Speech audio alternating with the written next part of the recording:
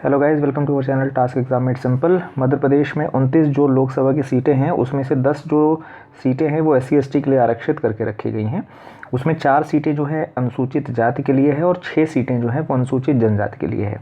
इसको नए तरीके से हम नक्शे से याद करेंगे। जो मध्य प्रदेश का हमारा मैप है उसमें देखिए, ये जो 4 जगह जो मैंने रेड से टिक किया है, पहली आपकी भिंड हो गई, दूसरी आपकी टीकमगढ़ हो गई, और तीसरी आपकी उज्जैन हो गई, चौथी आपकी देवास हो गई। ये SC के लिए है, ध्यान रखिएगा। जो शेड्यूल कास्ट की जो सीट्स हैं वो अपने यहाँ जो आरक्षित करके रखी गई हैं लोकसभा में, वो 4 जगह हैं। भिंड, आपका टीकमगढ़, फिर आपका उज्जैन, फिर आपका देवास। इसको बिल्कुल ध्यान रखिए। 2 आपका इधर तरफ आता है, 2 आपका इधर तरफ आता है। बिल्कुल ध्यान रखिएगा, ऑप्शन जब आएगा तो आप उसको अच्छी तरीके से सॉल्व कर लेंगे। तो SC के लिए हमारे पास 4 सीटें रिजर्व हैं। 29 में से 4 सीटें जो हैं वो कौन सी रिजर्व है जो हमने देखी? भिंड हो गई, टीकमगढ़ हो गई, उज्जैन हो गई और देवास हो गई। अब आते हैं ST पे। तो शेड्यूल ट्राइब्स के लिए जो हमारे यहाँ 6 सीटें रिजर्व हैं, कौन कौन सी हैं उसको समझिए। जो 6 सीटें रिजर्व हैं उसमें हो गई शहडोल, मंडला, बैतूल, खरगोन, फिर उसके बाद धार और फिर उसके बाद रतलाम।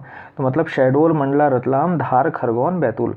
तो आपको ये चीज़ समझनी है कि ये 3 इधर का हिस्सा, 3 इधर का हिस्सा। बिल्कुल मैप से याद रखिए। तो क्या होगा कि जब आपको ज़िले अगर याद हैं और अगर आपके पास वहाँ पे ऑप्शंस आते हैं, बहुत नज़दीक अगर नहीं है, अगर मान लीजिए बहुत डिफरेंस से दे रहा है ऊपर नीचे, जैसे एक ग्वालियर दे दिया, शिवपुरी दे दिया, विदिशा दे दिया, तो आप एज्यूम कर ले जाएंगे कि ये ज़िले नहीं हो सकते हैं, क्योंकि नीचे तरफ ही जो हमारे ST के ज़िले थे वो आ रहे थे लोकसभा वाले। तो ऐसे थोड़ा सा याद रखिए मैप से। तो कौन से 6 ज़िले हमको याद करने हैं ST के लिए जो लोकसभा के लिए रिजर्व्ड हैं?